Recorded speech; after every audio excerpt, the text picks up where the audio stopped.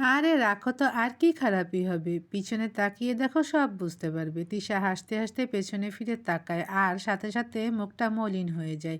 বাঁচার জন্য নিশিকে বলে, নিশি চলো, সবাই বসে আছে। নিশি বুঝতে পারে, তাই নিশিও বলে, ভাবি চলো, সবাই তোমার জন্য অপেক্ষা করছে। আবার আজ তো বউ ভাত, তাই তোমাকে রেডিও হতে হবে। জিসান নিশি সামনে বলে নিজের রাগটা নিয়ন্ত্রণ করে ফেলে আর কিছুই বলে না তিশাকে। তিশা, নিশি ও জিসান তিনজনেই একত্রে নেমে এসে নাস্তা করতে বসে। টেবিলে এত খাবার, কিন্তু লজ্জায় তিশা কিছুই নিতে পারছে না। তাই জিসান নিজেই তিশার প্লেটে ওর পছন্দের খাবারগুলো নিয়ে দেয়। তিশা কিছুক্ষণ জিসানের দিকে তাকিয়ে থাকে। আমাকে দেখলে পেট ভরবে না, তাই চুপচাপ খেয়ে নে। আর কি কি যেন বলছিস? মনে রাখিস, সময় হলে সুদে আসলে সব তুলবো। তিশা জিসানের কথা একটু ভয় পেল। কিরে মা, খাস না কেন? এখানে কেউ পর না, সবাই তোর আপন, তাই লজ্জা করার কিছুই নেই, জিসানের মা বলল। তিশা মাথা নাড়িয়ে কিছু খেয়ে রুমে চলে গেল, কারণ আজ আর ওর কোনো কাজ নেই। অনেকটা সময় নিশির সাথে গল্প করে কেটে গেল। এরপর তিশাকে সাজাতে আসলো কিছু মেয়ে, কারণ আজ জিসান ও তিশার বউ ভাত। অনেককেই বিয়েতে আসতে পারেনি, তারা আজ এসে জিসান ও তিশাকে আশীর্বাদ করবে। বউ ভাতের জন্য বিশাল বড় হল ভাড়া করা হলো। জিসান আগেই সেখানে চলে গেল আর সবার শেষে তিশাকে নিয়ে আসতে বলল। তিশা সারাদিন জিসানকে আর দেখেনি। তিশা হলরুমে পৌঁছানোর পরপরই লাইটটা অফ হয়ে গেল। শুধু তিশার উপর একটা লাইট পড়লো। তিশাকে সবাই দেখে কিছুটা অবাক। আজ তিশাকে লাল বেনারসি শাড়ি পরানো হলো। লাল কালারটা যে তিশাকে এতটা মানাবে তিশা নিজেও কল্পনাও করেনি, কারণ তিশা কোনোদিন লাল কালারের কিছু পরেনি। কিন্তু আজ তিশাকে অসম্ভব সুন্দর লাগছে। তিশাকে সবাই দেখতে পাচ্ছে, কিন্তু তিশা কাউকেই দেখতে পাচ্ছে না। তিশাকে নিয়ে স্টেজের সামনে বসিয়ে দিল আর সাথে সাথে আরও একটা লাইট পুরো স্টেজের উপর পড়ল। তিশা তাকিয়ে দেখে একটা ছেলে পিছে ঘুরে আছে, তার পিঠ তিশার দিকে, তাই দেখতে পাচ্ছে না। আর রায়হান ভাইয়ের হাতে গিটার, বুঝতে বাকি রইল না তারা গান গাইবে। আমি শুনেছি তারা কলেজে থাকতে অনেক শো করেছে, কিন্তু সামনাসামনি কখনো দেখিনি। কিন্তু আজ হঠাৎ মাইক দিয়ে কেউ কিছু বলছে, গান গাওয়া হয় না অনেক দিন ধরে, কিন্তু আজকের দিনটা আমার জীবনের অনেক বড় একটা দিন, তাই না গিয়ে পারলাম না। কথাটা বলেই জিসান সামনের দিকে ঘুরে তিশার দিকে তাকালো। আমার গানটা তোরই জন্য। জিসান গান ধরলো। मेरी महबूब कयामत होगी, आज रुसवा तेरी गलियों में मुहाबतें होगी। এটা তিশার পছন্দের একটা গান। যখনই তিশা উদাসীন থাকে তখনই গানটা শুনে। এটা জিসান অনেকবার খেয়াল করছিল। গানটা শোনার পর তিশার মনটা ভালো হয়ে যেত। আর আজ জিসান যেভাবে গানটা গাইছে, গানের প্রতিটা কলি যেন তিশার জন্যই। তা আর কেউ বুঝতে না পারলেও তিশা বুঝে গেছে। তিশার চোখ দিয়ে এক ফোঁটা পানি তিশার হাতে পড়ল। এই পানিটা ছিল তিশার প্রতি জিসানের ভালোবাসার গভীরতার কারণে। কেউ কাউকে এতটা ভালোবাসতে পারে তা তো তিশার জানাই ছিল না। তিশা দিন দিন যতই জিসানের ভালোবাসার গভীরতা মাপার চেষ্টা করছে, তা যেন আরো গভীর হয়ে পড়ছে। আর তিশাও জিসানের পাগলামোগুলো খুব উপভোগ করছে। আর সেই জল কাউকে না দেখালেও জিসান ঠিকই দেখতে পেল, কারণ পুরোটা সময় জিসান তিশার দিকেই তাকিয়ে গানটা গেল। গানটা শেষ হবার সাথে সাথে পুরো হলরুমের লাইট জ্বলে উঠল। জিসানকে আরো গান গাইতে বলল, কিন্তু জিসান স্টেজ থেকে নেমে তিশার হাতটা ধরল, যে হাতে চোখের জলটা পড়েছিল। জলটা নিজের এক হাত দিয়ে মুছে বলল, তোর চোখের জলটাও আমার, তাই আমার সাথে মিশিয়ে নিলাম। তিশা খুব অবাক হয়ে জিসানের দিকে তাকালো। অবাক হবার কিছুই নেই, তুই সামনে থাকোস বা না থাকোস, কিন্তু আমার চোখ তোর উপরই থাকে। তিশাকে নিয়ে স্টেজে চলে গেল। একে একে অনেকে এসে তিশা ও জিসানকে বিয়ের শুভেচ্ছা জানালো। তিশার বাবা ও মা, আত্মীয় স্বজনরাও এসে পড়েছে। সবাইকে দেখে খুব খুশি হলো, সবাইকে জড়িয়ে ধরে কান্না করে দিল। এতক্ষণ পর রায়হান এলো। কিরে, এত কান্না করলে তোর মেকআপ নষ্ট হয়ে যাবে, এরপর তো তোকে পেতনির মতো লাগবে। হবে, মান সম্মান সব শেষ হয়ে যাবে আমাদের। তিশা কান্নার শব্দ আরো একটু বাড়িয়ে রায়হানকে দুহাত দিয়ে মারতে লাগলো। একসময় শান্ত হয়ে ভাইকে জড়িয়ে ধরলো। হয়েছে, এবার চুপ হ, সবাই দেখছে। রায়হান চোখের পানিটা মুছে দিয়ে বলল, এবার এলো জিসান ও রায়হানের ফ্রেন্ড সার্কেল। তাদের অনেকেই বিয়ের দিনে ছিল না, তার মধ্যে রনি ছিল। জিসান ও রায়হানের ফ্রেন্ডদের মধ্যে কেউ আগে তিশাকে দেখেনি, তিশাকে কখনো এদের সামনে আসতে দিত না। এমনকি ফ্রেন্ডদের কোনো অনুষ্ঠানে রায়হান তিশাকে আনতে চাইলেও জিসান আনতে দিত না। এর কারণ সবাই আজ বুঝতে পারলো। রনি তো তিশাকে দেখে পাগল হয়ে গেছে। তাই জিসানকে বলে উঠল, ভাই তোরে তো খুব ভদ্র মনে করছিলাম, কিন্তু তুই তো দেখি সুপার উস্তম, তলে তলে জলে ডুব দিলি, বুঝতেও পারলাম না। আর তেমন কিছু না, তুই ভুল বুঝছস, পরে বলবো নি সব সময় করে। জিসান একটু বিরক্ত হয়ে বলল, তো তিশার সাথে পরিচয় তো করে দে আমাদের। ও আস তিশা, এরা আমার ফ্রেন্ডস, শুধু আমার না রায়হানেরও। তিশা সবাইকে সালাম দিল, কিন্তু রনি হাতটা বাড়ালো তিশার সাথে মিলানোর জন্য। আর তখনই রায়হান এসে রনির হাতটা ধরে। আরে কি তিশা তিশা করছিস, ও আমার বোন, তাই তোদেরও ছোট বোন এখন থেকে। আরে এখন তো ভাবি আমাদের, আর আমরা তার দেবর, তাই তো একটু দুষ্টুমি করাই যায়। জিসানের বাকি ফ্রেন্ডরাও বুঝতে পারলো রনির কথা, তাই পরিস্থিতি সামাল দিতে ওরা রনিকে নিয়ে চলে গেল অন্য সাইডে। এদিক দিয়ে জিসান একটু টেন্সড হয়ে পড়লো। রনির মতিগতি জিসানের ভালো লাগলো না।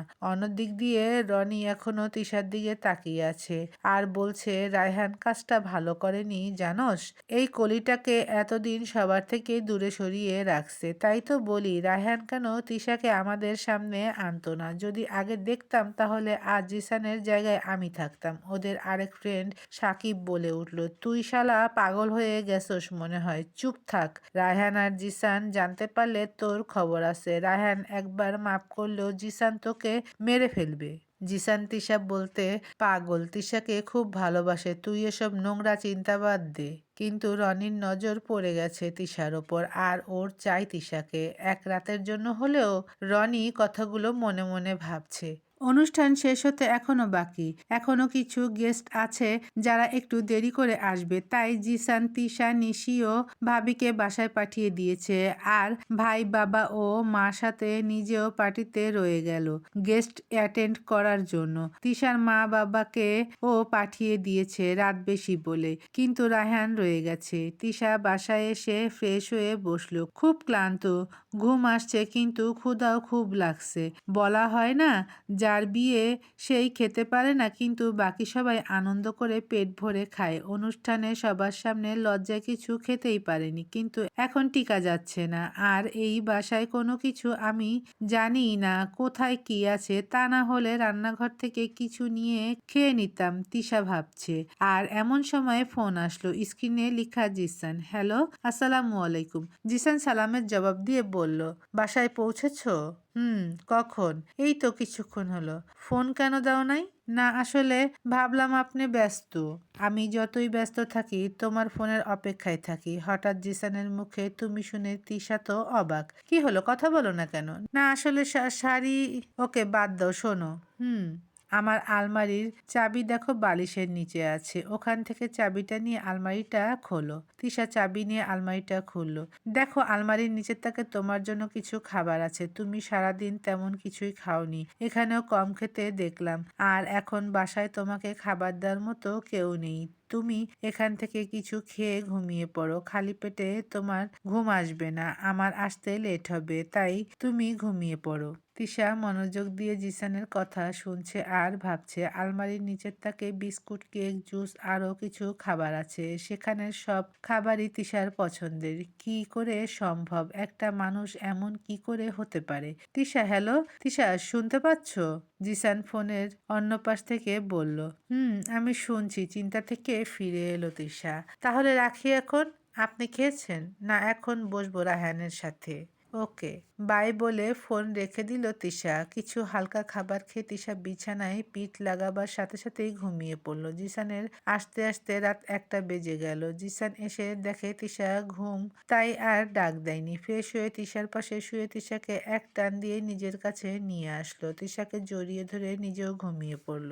আজ সকালে তিশার ঘুম আগে ভাঙলো। তিশা দেখে জিসানের বুকের উপর মাথা রেখে শুয়ে আছে। তিশার কিছুটা লজ্জা লাগলো। তিশার নাকে একটা মিষ্টি ঘ্রাণ আসে। এই ঘ্রাণটা জিসানের শরীর থেকেই আসছে। জিসানের শরীরের এই ঘ্রাণটা তিশার খুব ভালো লাগে। এর আগেও কয়েকবার পেয়েছে যখনই জিসান ওর একদম কাছে ছিল। জিসানের শরীরের ঘ্রাণ তিশাকে কিছুটা মাতাল করে তুলেছে, তাই তিশার উঠতেই মন চাইছে না আজ। সারাদিন জিসানের বুকে মাথা রেখে শুয়ে থাকতে মন চাইছে। হঠাৎ মনে পড়লো আজ তো তিশার নিজেদের বাসায় যাওয়ার কথা। না, উঠতেই হবে। তিশা আস্তে করে উঠে চলে যেতে চাইলে কিছুটা টান অনুভব করে। পেছনে ফিরে তাকিয়ে দেখে জিসানের হাতে তিশার শাড়ির আঁচলটা। তিশা চলে যেতে চাইলে জিসান আঁচল ধরে টান মারে। তিশা সামলাতে না পেরে জিসানের বুকের উপর পড়ে যায়। আমার তিশা পাখি যাচ্ছে কোথায় আমাকে ছেড়ে? আপনি জাগনা ছিলেন এতক্ষণ? চুপি চুপি আমাকে দেখার কি আছে? আমি তো পুরোই তোর। আর এতই শখ আমার বুকে ঘুমানোর, তাহলে কোথায় যাস? সারাদিন তোকে আমি এই বুকের মধ্যে রাখতে পারবো। তিশাকে শক্ত করে জড়িয়ে ধরে কথাগুলো বলছে জিসান। না না, আমার এত শখ নেই, প্লিজ ছাড়ুন, তা না হলে আজ বাসায় গেলে আমি আর আসবো না। এবার জিসান তিশাকে বিছানায় ফেলে তিশার উপর উঠে দুহাত চেপে ধরে। তিশা কিছুটা ভয় পেয়ে যায়। কি বললি তুই? আসবি না? তুই আমার বাঁধনে বেঁধে আছোস, আর এই বাঁধন ছেঁড়ার সামর্থ্য কারো নেই। তিশার কপালে কপাল দিয়ে নাকে নাক ঘষছে আর বলছে, তুই না আসলে তোকে বেঁধে নিয়ে আসবো। পালাতে চাইলে শিকল দিয়ে বেঁধে রাখবো। তাই আমাকে ছাড়ার স্বপ্ন ছেড়ে দেন ম্যাডাম। বলেই তিশার ঠোঁটে একটা লিপ কিস করে এরপর জিসান উঠে চলে যায় ফ্রেশ হতে। তিশার চোখ মনে হয় কপালে উঠে গেছে জিসানের কিস করায়। তিশা এখনো ভাবছে কি হলো এটা। ওর যেন বিশ্বাস হচ্ছে না। তিশা এতটাই চিন্তায় মগ্ন ছিল যে ও সব কিছু ভুলেই গেছে। জিসান এসে দেখে তিশা এখনো ভাবছে। কি রে, এত কি ভাবছেন? আরো কিছু লাগবে? ঠিক তিশার সামনে এসে বলল জিসান। না না, আমি ফ্রেশ হয়ে আসছি। তিশা ফ্রেশ হয়ে দেখে জিসান রেডি হচ্ছে অফিসে যাওয়ার জন্য। আপনি কোথায় যাচ্ছেন? জিসান তিশাকে আয়নার সামনে এনে পেছন দিয়ে জড়িয়ে ধরেছে আর নিজের থুতনি তিশার কাঁধে রেখে বলল, আমাকে অফিস যেতেই হবে ভাইয়ের সাথে। অনেক কাজ আছে। আমি না গেলে ভাইয়ার ওপর সব চাপ পড়ে যাবে। রায়হান আসবে তোমাকে নিতে। তুমি চলে যেও ওর সাথে। আমি অফিস থেকে সরাসরি চলে আসব তোমার কাছে। কথাগুলো বলছে আর তিশার গলায়ের কাঁধে কিস করছে। জিসানের এত কাছে আসা আর ওর একটা কিসে তিশা কেঁপে উঠছে। তাই জিসান তিশাকে আরো একটু শক্ত করে ধরে। জিসান তিশার কানের কাছে মুখটা নিয়ে, এখনই যদি এত কাঁপতে থাকোস তখন কি করবি যখন আমি তোকে ভালোবাসার সাগরে ডুব দেওয়াবো? জিসানের কথায় তিশার মুখ লজ্জায় লাল হয়ে গেছে, কিন্তু কেন জানি ভালোও লাগছে। হইছে, এখন ছাড়ুন, সবাই বসে আছে আমাদের জন্য। আচ্ছা চল। জিসান একটু হেসে দিল তিশার এর অবস্থা দেখে। তিশাকে নিয়ে নিচে নেমে এলো খাবার টেবিলে। কি রে জিসান, তুই অফিসে যাবি আজ? না, তিশাদের বাসায় যাওয়ার কথা। একদিন না গেলে কি হয়? জিসানের মা বলল। না মা, আজ যেতেই হবে, অনেক কাজ বাকি পড়ে গেছে। আর আমি রায়হানকে সব বুঝিয়ে বলে দিচ্ছি, তাই চিন্তা করো না। আমি অফিস শেষ করেই ওখানে চলে যাব। আমি বলি কি, আমি না হয় চলে যাই, তুই থাক। না বাবা, তোমার বয়সের তুলনায় তুমি অনেক কাজ করেছো, আর না, এখন আমাদের ভাইদের উপর ছেড়ে দাও। আচ্ছা আমার শেষ। ভাইয়া তুমিও তাড়াতাড়ি চলে আসো, আমি বাহিরে যাচ্ছি। আচ্ছা চল, আমারও হয়ে গেছে। জিসান অফিসে চলে গেল আর তিশা নাস্তা করে ভাবির সাথে টেবিল গোছাচ্ছে। আরে তিশা মা, তুমি কেন করছো? তুমি যাও, রেডি হয়ে নাও, রায়হান চলে আসবে। এই কাজটা করেই আমি যাচ্ছি। থাক তিশা, আমি আর খালা মিলে করে ফেলবো, তুমি রেডি হতে যাও। সমস্যা নেই ভাবি, আমার রেডি হতে তেমন সময় লাগবে না। আমাকে সাহায্য করতে দাও এখন। জিসান ঠিকই বলেছে, তুমি অনেক জিদ্দি। তিশা ভাবির সাথে কাজগুলো করে রুমে চলে আসে রেডি হতে। হতে। কিছুক্ষণ পর নিশি এসে বলে, মেজো ভাবি তোমার ভাইয়া আর বাবা এসেছে, নিচে তোমাকে মা ডাকছে, চলো। তিশা নিশিকে নিয়ে নিচে এসে ভাইয়া আর বাবার সাথে দেখা করে। কিছুক্ষণ সবাই কথা বলে তিশা সবার থেকে বিদায় নিয়ে বাসায় চলে যায়। তিশার মা তিশার জন্য অপেক্ষা করছে। মাকে দেখে তিশা জড়িয়ে ধরে। তিশার মা তো কান্না করতে থাকে, এতই যদি ভালোবাসতে তাহলে আমাকে বিদায় করার জন্য এমন উঠে পড়ে লাগলে কেন? এখন বিদায় করে এত কান্না করছো? পাগল মেয়ে, তুই যেদিন মা হবি সেদিন বুঝতে পারবি। ভেতরে আস এখন, আজ আমি তোকে নিজের হাতে খাওয়াবো, ঠিক আছে? ওকে মা জননী।